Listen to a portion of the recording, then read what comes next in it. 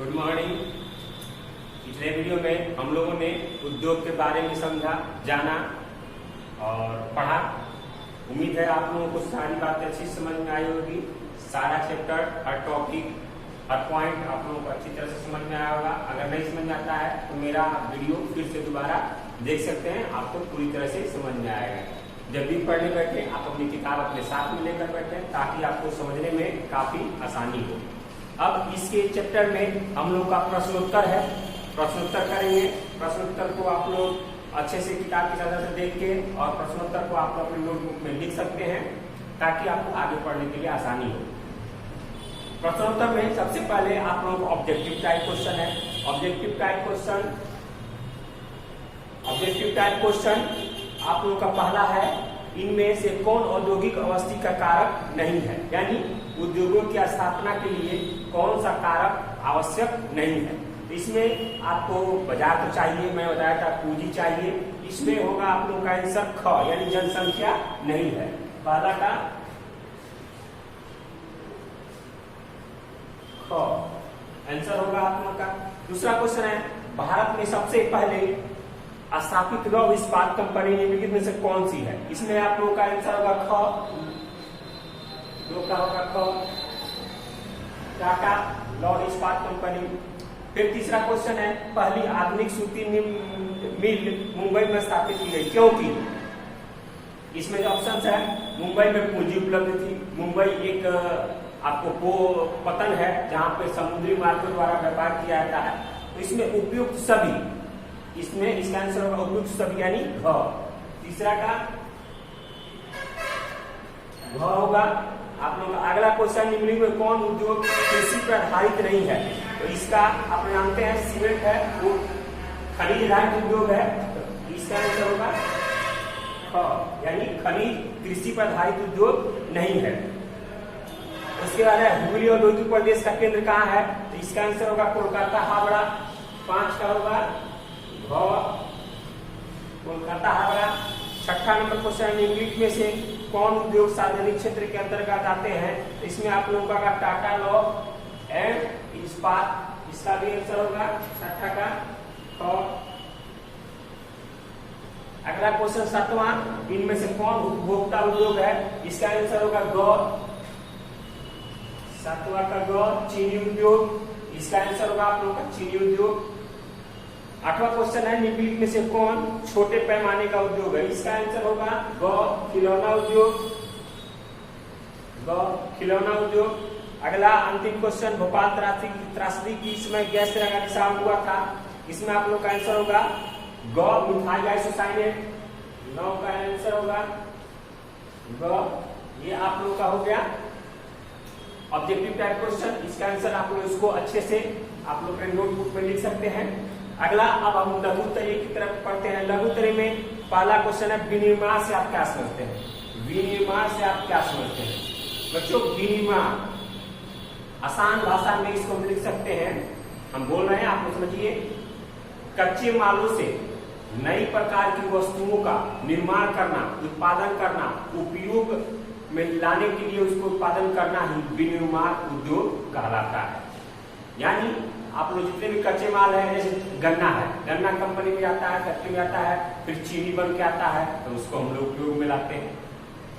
खनिज आधारित उद्योग है, खनिज को निकालकर कंपनी में जाकर खनिज आधारित उद्योग जितने भी है, खनिज से नए नए सामान बनकर मार्केट में आते हैं, बाजार में आते हैं, उसका उपयोग हम लोग करते हैं। तो ये हमको विनिर्माण से कहलाता है। उसके बाद सार्वजनिक और निजी उद्योग में अंतर स्पष्ट करें। सार्वजनिक और निजी किताब में आप लोग दिया है, उसमें से लिख सकते हैं, लेकिन इजी बहुत है ये, इसको समझना बहुत ही आसान है। सार्वजनिक मतलब जो सब के लिए हो, सार्वजनिक मतलब सभी के लिए। जैसे आप लोग देखते हैं गांव में मंदिर होता है, मस्जिद होता है, तो वो जगह सार्वजनिक क्षेत्र कहलाता है। यानी वहां पर सभी लोगों को बैठने रहने के लिए वो उपलब्ध होता है, फ्री होता है, उसका उपयोग लोग करते हैं। फुलवारी ये किसी का होता है, वो सार्वजनिक क्षेत्र में मान लीजिए है, आप लोग उसका उपयोग कर सकते हैं। तो वैसा उद्योग जिस पर सरकार और किसी व्यक्ति दोनों का अधिकार होता है, सामूहिक रूप से, सम्मिलित रूप से दोनों का अधिकार होता है, उसे सार्वजनिक क्षेत्र कहते हैं। और निजी उद्योग यानी वैसा उद्योग जिस पर किसी एक व्यक्ति का अधिकार हो, उसको हम निजी उद्योग कहते हैं। जैसे कोई कंपनी किसी खास व्यक्ति का है, किसी एक आदमी का कंपनी या अकेले का, उस पर और किसी का अधिकार नहीं है, वही उसका मालिक है, तो उसको हम निजी उद्योग कहते हैं। निजी मतलब खुद का, जिस पर किसी एक आदमी का हो, वो निजी उद्योग कहलाता है। अब कोई सरकारी कंपनी है, पूर्णतः सरकारी है, तो वो भी निजी उद्योग के अंतर्गत आएगी। अगला क्वेश्चन है उद्योगों के स्थानीयकरण के 3 कारणों को लिखिए। उद्योगों के स्थानीयकरण करने का मतलब है जहां पर उद्योग को, फैक्ट्री को स्थापित किया जा रहा है, उस स्थान के 3 कारकों को लिखे कि कौन कौन से कारक होने चाहिए जहां पर उद्योगों की स्थापना किया जा सके। पहले भी हम लोग कल वीडियो में आप लोग बताया था मैंने कि उद्योगों की स्थापना करने के लिए बहुत कारक है, जैसे बाजार होना चाहिए जिसमें माल आसानी से खपत हो, परिवहन की सुविधा होनी चाहिए, पूंजी उपलब्ध होने चाहिए, श्रमिक उपलब्ध होने चाहिए। ये तमाम उद्योगों के स्थानीयकरण के कारक हैं। पूंजी, श्रमिक, परिवहन, कच्चा माल, ये सारे आप इसमें से कोई एक लिख सकते हैं, हो जाएगा। उसके बाद है कृषि आधारित उद्योग और खनिज आधारित उद्योगों को अंतर स्पष्ट करें। ये बहुत ही इजी क्वेश्चन है, बहुत ही सिंपल क्वेश्चन है।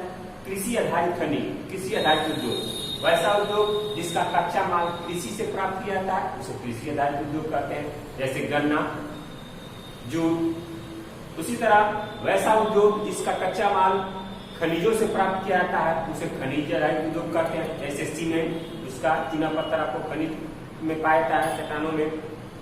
यह हो गया। उसके बाद है स्वामित्व के आधार पर उद्योगों का सहित उदाहरण सहित बैठे। स्वामित्व के आधार पर उद्योगों को आप लोगों ने पहले पिछले वीडियो में बनाया, स्वामित्व के आधार पर 3 भागों में बांटा गया है, निजी, सार्वजनिक, संयुक्त क्षेत्र। ये आपको स्वामित्व के आधार पर बांटा गया है। आप लोग इसका किताब का मदद ले सकते हैं और स्वामित्व के आधार पर जो मैंने पढ़ाया है उसके आधार पर उसको वर्गीकरण कर सकते हैं और उसका उदाहरण दे सकते हैं। उसके बाद आप लोगों का क्वेश्चन है दीर्घोत्तरीय। दीर्घोत्तरीय में कह रहा है उदारीकरण, निजीकरण और वैश्वीकरण से आप क्या समझते हैं? वैश्वीकरण का भारतीय अर्थव्यवस्था पर क्या प्रभाव पड़ा है? बच्चों, उदारीकरण मैंने आपको कल समझाया था। उदारीकरण कहने का मतलब है उद्योगों के स्थानों पर या उद्योगों के क्षेत्र में अनावश्यक जो शर्तें हैं, जैसे आपको उद्योग स्थापना करना होगा तो इतना पैसा हमको देना होगा, ये करना होगा, ये करना होगा, उसके कारण कई क्षेत्रों में उद्योगों की स्थापना नहीं हो पाती है। तो उस क्षेत्र में आवश्यक शर्तों को समाप्त करना उदारीकरण कहलाता है।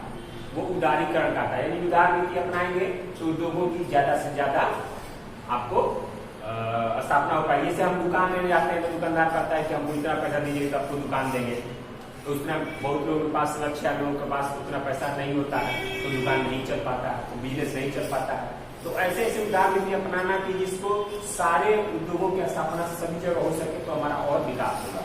उसके बाद है निजीकरण। निजीकरण करने का मतलब ये है कि देश के संस्थाओं को, देश के उद्योगों को किसी खास व्यक्ति के हाथ में दे देना, निजी हाथ में दे देना, उस पर से सरकार का अधिकार लगभग समाप्त रहता है या कम रह जाता है, उसको हम निजीकरण करते हैं, यानी निजी खुद का उद्योग करना। ऐसे आप लोगों ने सुना होगा कि रेलवे प्राइवेट होने जा रहा है, तो प्राइवेट का क्या मतलब है? निजीकरण होने जा रहा है, किसी एक व्यक्ति के हाथ में दे दिया जाएगा, वो अपना उसको चलाएगा, उसी को हम निजीकरण कहते हैं। उसके बाद है वैश्वीकरण। वैश्वीकरण भी मैंने बताया था आप लोग। वैश्वीकरण करने का मतलब है कि भारत की अर्थव्यवस्था को विश्व के सारे अर्थव्यवस्थाओं के साथ जोड़ना ही वैश्वीकरण कहलाता है। वैश्वीकरण में किसी भी देश की अर्थव्यवस्था को विश्व के सारे अर्थव्यवस्था से जोड़ा जाता है, उसे हम वैश्वीकरण कहते हैं। इसको आप लोग देख के लिख सकते हैं। वैश्वीकरण में भारतीय अर्थव्यवस्था पर बहुत ही गहरा प्रभाव पड़ा है। क्यों? क्योंकि आज हम भारत से बनी चीजें विश्व के देशों में निर्यात कर रहे हैं, या भारत की बहुत बड़ी बड़ी कंपनियां आज विदेशों में भी अपना व्यापार कर रही हैं, विदेशों में भी अपनी कंपनियां स्थापित कर रही हैं, फैक्ट्रियां स्थापित कर रही हैं, यहाँ भी उनका उद्योग चल रहा है। अगले दूसरे देशों में वो भी उद्योग स्थापित कर रहे हैं, जिससे रोजगार मिला है, पैदावार हुआ है, या आप लोगों को अधिक उत्पादन हो रहा है। इससे वैश्वीकरण का भारतीय अर्थव्यवस्था बहुत ही गहरा प्रभाव पड़ा है, अच्छा प्रभाव पड़ा है। उसके अंदर भारत में सूचना प्रौद्योगिकी उद्योग का विवरण की सूचना प्रौद्योगिकी उद्योग आप लोग देख रहे हैं, भारत में बहुत सारी क्रांति हुई है, लेकिन 21वीं सदी में भारत में एक सूचना और प्रौद्योगिकी क्रांति भी आई है, जिससे आज देखिए आज हाथों हाथ में हम लोग मोबाइल, घर घर में टीवी, टेलीविजन, रेडियो, सब चीज से हमको सूचना, किसी भी सूचना होती है मिनटों में हमको प्राप्त हो जाती है। कोई भी बात होता है मिनटों में हम करते हैं। हमारे उस उद्योग से आज कितना काम आसान हो गया है कि मिनटों में हम कोई भी डाटा या कोई भी सामान हम भेज रहे हैं, ला रहे हैं।